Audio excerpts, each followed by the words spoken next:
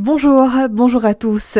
C'est la journée mondiale de l'obésité. Hier, en amont de cette journée, des rencontres et des ateliers ouverts à tous ont eu lieu au sein du CHU de Dijon. Objectif, informer, sensibiliser et échanger autour de cet enjeu majeur de santé publique.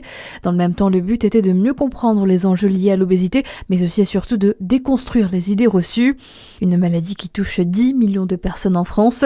Elle devrait être 2 fois plus nombreuse en 2030 selon l'Organisation mondiale de la santé. Un enjeu majeur donc, puisque l'obésité s'accompagne d'un risque accru de maladies comme le diabète, les pathologies cardiovasculaires ou encore des cancers. Et c'est dans ce contexte que se tiennent les seconds états généraux de l'obésité aujourd'hui au ministère de la Santé à l'occasion de cette journée mondiale.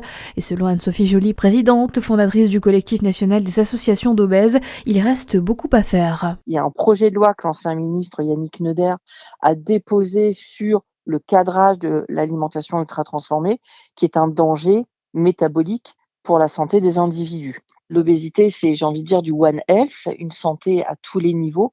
La pollution, les transformateurs endocriniens en font partie également, mais il faut aussi adapter nos écoles, les activités physiques, le fait qu'on puisse être en mouvement alors qu'on est de plus en plus sédentaire à cause de nos professions. Donc il y a des enjeux de taille et la santé mentale en fait également partie.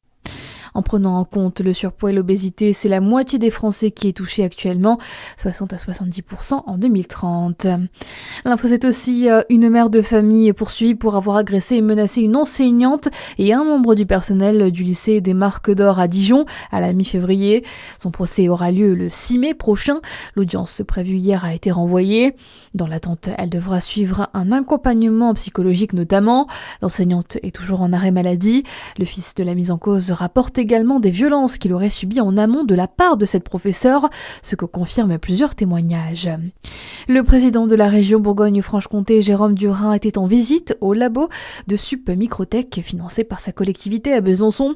Un déplacement pour rendre compte du travail des équipes scientifiques sur place, notamment par rapport à la découverte d'un projet sur les terminaisons nerveuses dans la moelle épinière. Du côté de votre actualité générale, un premier vol pour rapatrier des Français bloqués au Moyen-Orient depuis le début de la guerre en Iran est arrivé tôt ce matin à l'aéroport Roissy-Charles de Gaulle en provenance d'Oman. Il a atterri peu avant 3 heures du matin. Emmanuel Macron a promis hier soir dans une allocution que le gouvernement mettrait tout en place pour faire revenir les Français en sécurité. Le chef de l'État qui a également annoncé le déploiement du porte-avions Charles de Gaulle en Méditerranée.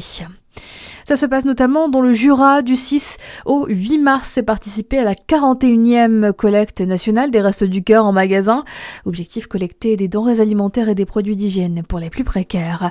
À suivre la météo sur Fréquence Plus.